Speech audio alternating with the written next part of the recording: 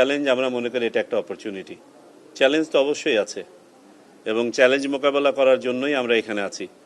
আমরা এটাকে অপরচুনিটি ভাবছি এই জন্য, জাতি একটা ক্রান্তি লগ্নে এসে দাঁড়িয়েছে যেখানে আমাদের আর কোনো বিকল্প নেই একটা ভালো নির্বাচন করা ছাড়া, এবং আমরাই সেই ব্যক্তিরা যারা আল্লাহ এখানে নির্ধারণ করে পাঠিয়েছেন এই প্রত্যাশা ডেলিভার করার জন্য, এবং আমরা আত্মবিশ্বাসী ইনশাআল্লাহ আমরা এটা ডেলিভার করব। আমরা ওয়াদাবদ্ধ। জাতীয় নির্বাচন না স্থানীয় সরকার নির্বাচন? সকল ধরনের নির্বাচন। কোনটা আগে করবে?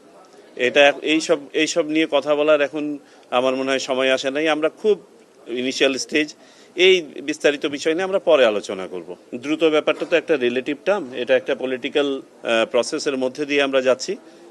সেই প্রসেসটা আই এম শিওর আপনারা হয়তো আমাদের মাননীয় প্রধান উপদেষ্টার বক্তব্য শুনেছেন। তিনিও বলেছেন যে এই সরকারের উদ্দেশ্য হচ্ছে দ্রুততম সময়ে নির্বাচন দেওয়া, তবে যেসব সংস্কার কার্যক্রম তারা হাতে নিয়েছেন সেগুলো তো চলমান আছে। সো চলমান সংস্কার প্রক্রিয়া, আমাদের যা কিছু কাজ আছে হাতে, সেগুলো মিলিয়ে দ্রুত ব্যাপারটা হয়তো রিলেটিভই থাকবে, তবে সবারই তো উদ্দেশ্য হচ্ছে নির্বাচনের দিকেই যাওয়া।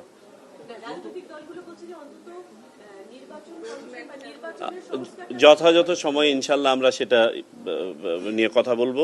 এখনই আমার মনে হয় এটা নিয়ে কথা বলার সময় হয়নি। আমি বললাম তো এটা নিয়ে কথা বলার মতো সময় আমার মনে হয় এখনো আসেনি। গতকালকে মাননীয় প্রধান নির্বাচন কমিশনারও আপনাদেরকে বলেছেন এই বিষয়ে। আমরা যখন এটা সময় হবে তখন কথা বলবো।